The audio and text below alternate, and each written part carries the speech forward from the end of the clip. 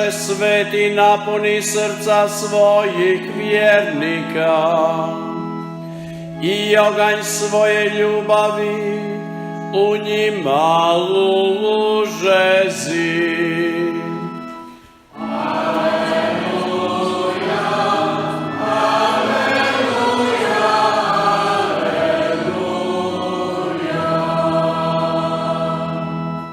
Gospodin s vama.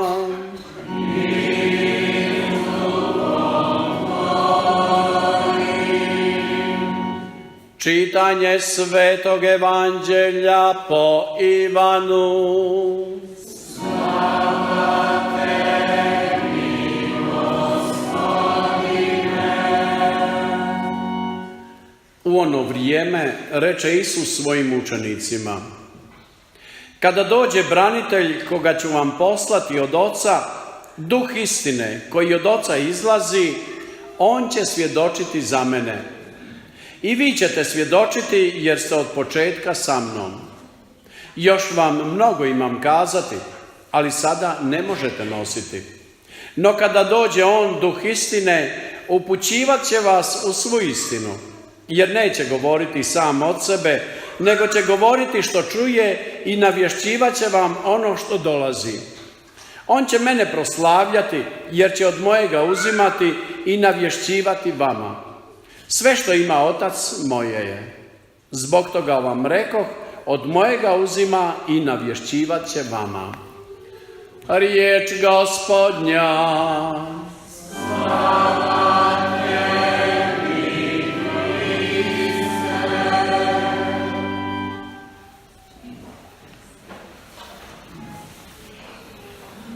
Hvaljen Isus i Marija.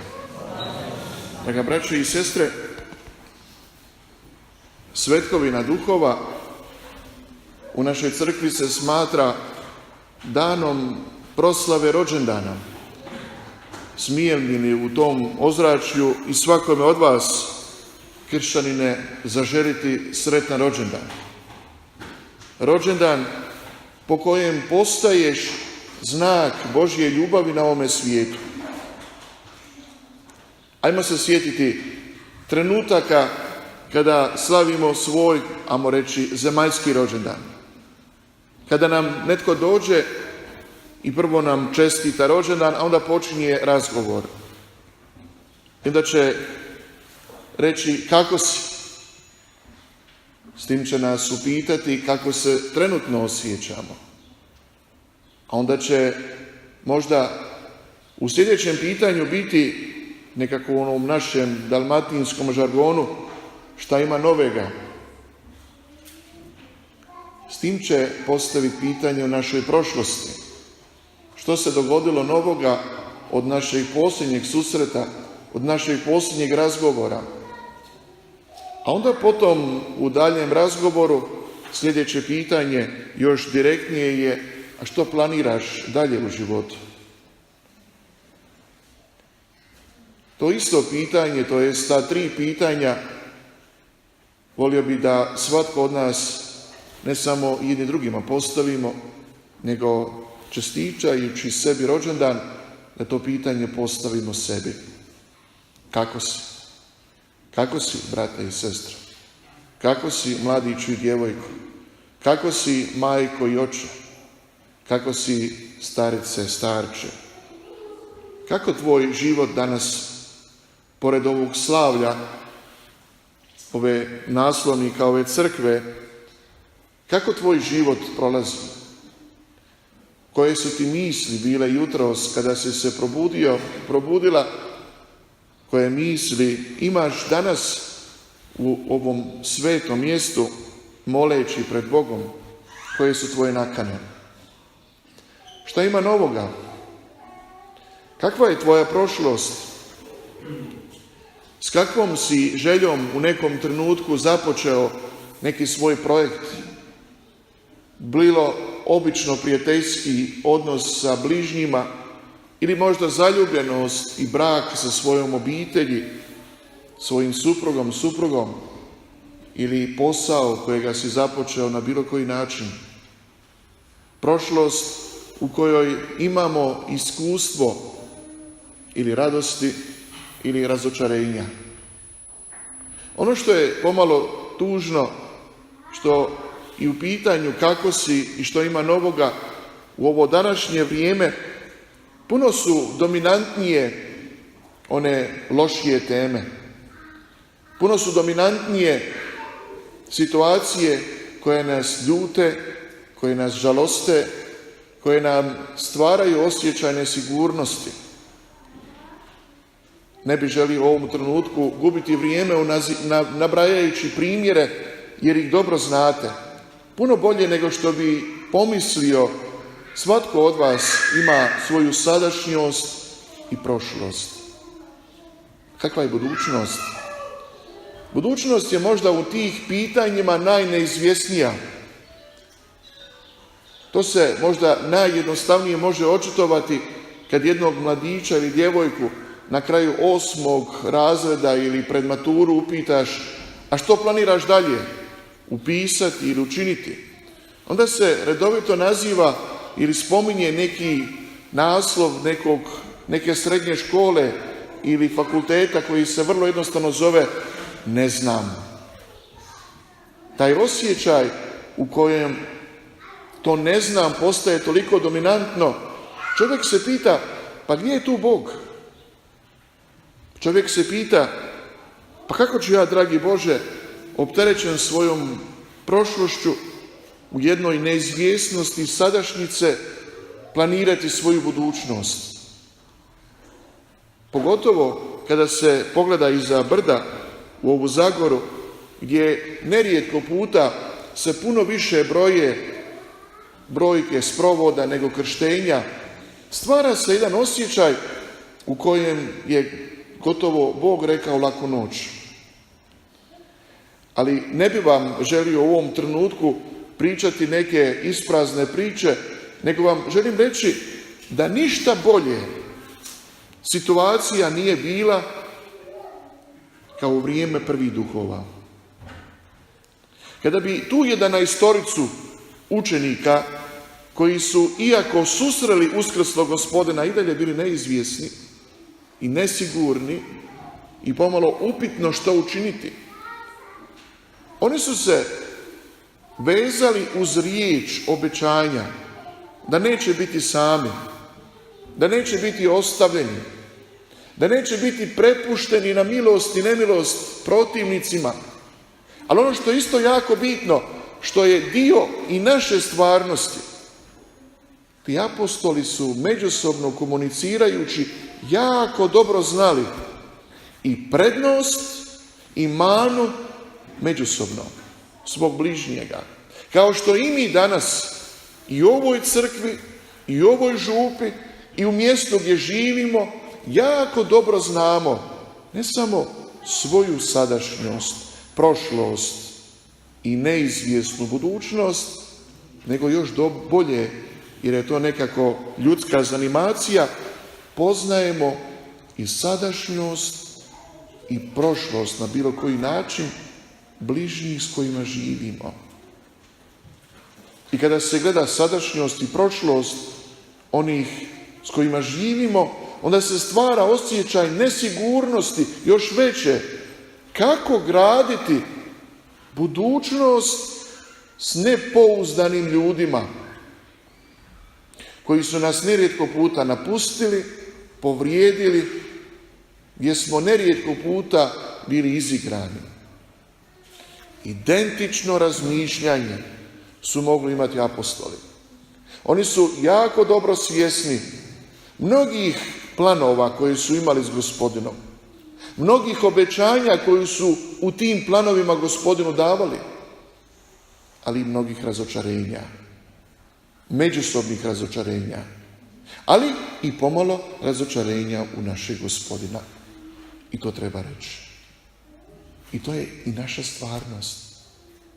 Imamo svoje planove, imamo planove svojih bližnjih, imamo planove s Gospodinom, imamo velika obećanja koje smo Gospodinu rekli, ali i razočarenja.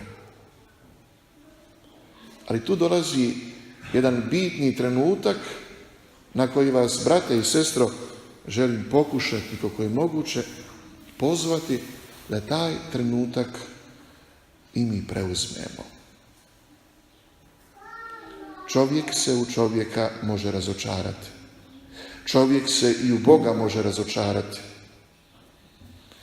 Ali Bog ne odstupa od čovjeka. Puno veću vjeru, ili bolje reći povjerenje, Bog ima u nas, nego mi u sami sebe i u međusobne odnose. Puno veće povjerenje. Jer zar naš Gospodin nije mogao pronaći bolje suradnike od one 11 ili 12 apostola? Pa što mu bi da on izabere jednog Judu? To je nekako sigurno pitanje koje se koliko puta provlači. Ma što mu bi da je izabrao i tog Petra kod je on bolji bio? Tomu. Ili niz drugih apostola. Zašto ih je Bog izabrao? Iz istog razloga što je izabrao i tebe i mene, brate i sestra.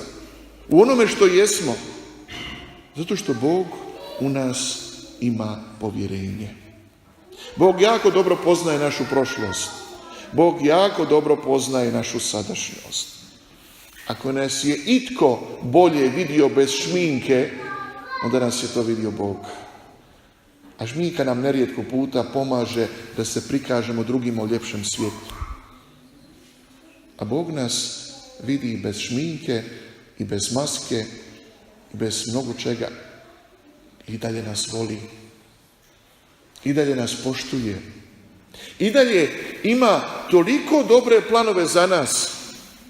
I daje nam strpljivo, ponavlja strpljivo poticaj. Ne boj se. Zaori brazdu.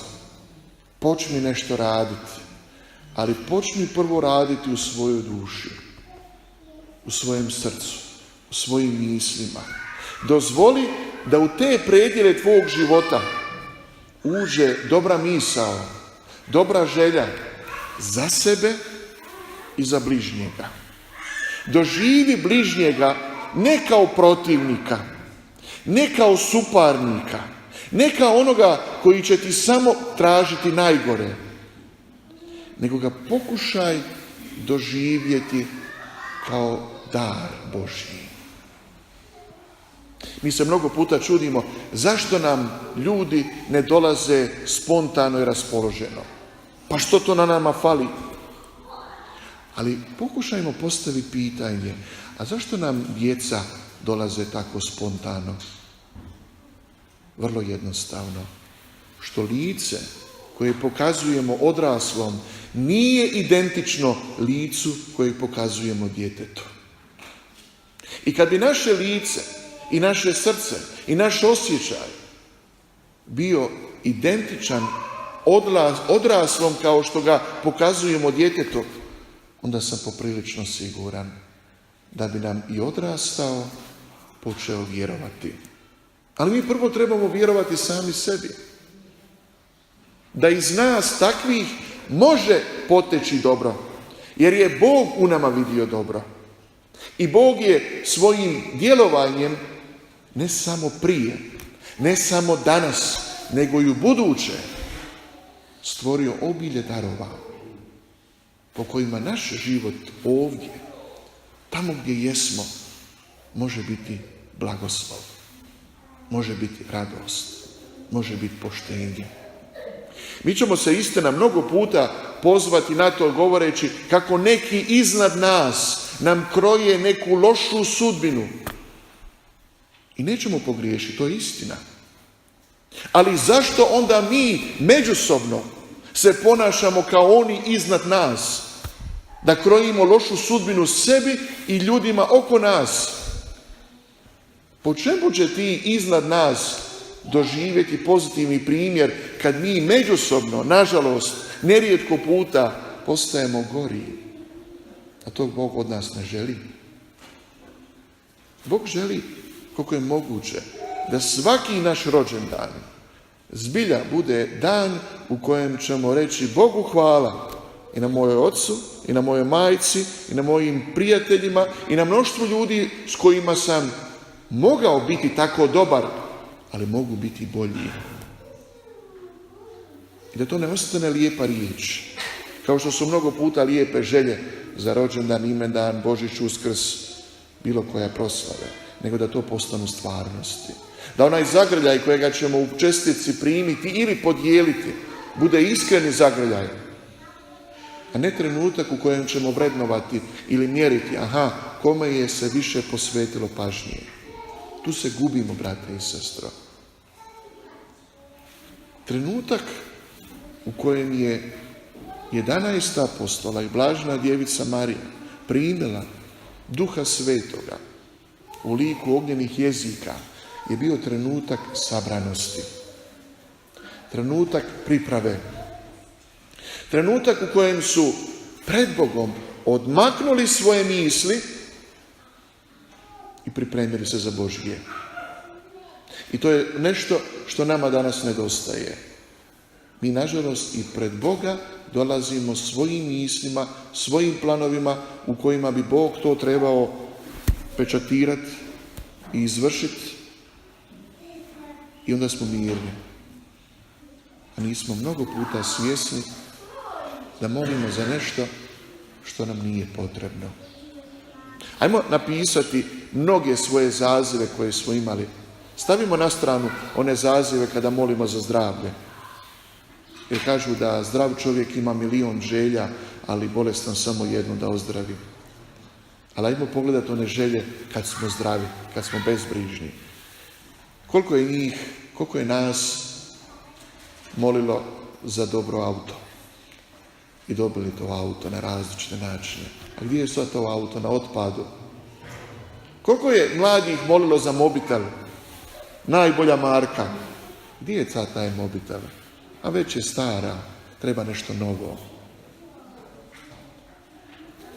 Takve misli nam nerijetko puta postanu problem samima sebi. A kamoli da osjetimo što Bog od nas očekuje. Brate i sestro, današnja situacija treba našu reakciju. A ta naša reakcija iznad svega treba biti otvorenost dobru. Otvorenost djelovanju Duha Svetoga. A tada nema navika, ni psovke, ni ogovaranja, ni podmetanja, ni bilo kakvih obračuna. Koliko god bi imali jake razloge. Pogledajmo primjer našeg Gospodina. U čemu se očitovala Božja osveta za njegovu smrt na križu? Na način da im je ponudio mir. Koliko im je s tim izazvao nemira. A kad netkome nepravdu na nepravdu gomilamo, samo tom protivniku dajemo argument da nas još više ošteti, da nas još više povrijedi, da nam još više izlije žuči. A Bog nas poziva na mir i dobro. I kada se čovjek otvori miru i dobru, onda se primjećuju spontane potrebe, one korisne potrebe, u kojem ćemo iskreno moliti da nam zbilja obitelji budu svete, da nam budu izvori života. Onda ćemo zbilja moliti da naši mladi, da naša djeca uče dobre primjere, ali će onda učiti od nas dobrih. Onda ćemo primijetiti da nam je potrebno moliti za duhovna zvanja, pa ćemo učiniti nešto čime ćemo poduprijeti nekoga ili neku koji su krenuli tim smjerom. Onda će se otvoriti toliko dobrih mogućnosti koje ćemo s radošću prihvatiti i reći Bogu hvala. Evo Bože, s tvojom željom, zaslugom ja osjećam toliko potrebe za dobro. Sudjelujem u tom dobru, ostvarujem to dobro i osjećam dobro u sebi. Osjećam mir. Pri tome ja ne moram imati osigurano sve. Ne moram imati bogatu trpezu. Ne moram imati najnoviju marku odjeće. Ne moram imati najnoviji mobitel, sat, auto, koji postaju više statusni simboli nego naša istinska potreba. Ali nam postaje ono najdominantnije, biti u blizini Božjoj, I tada, gle čuda, svaki dan u takvom ozračju nam postaje rođendan. Postaje nam trenutak u kojem nam u molitvi sam Bog zna reći: kako si? Si mi dobro? Šta ima nova? Šta ćeš dalje? Živi i budi Božji. Amen.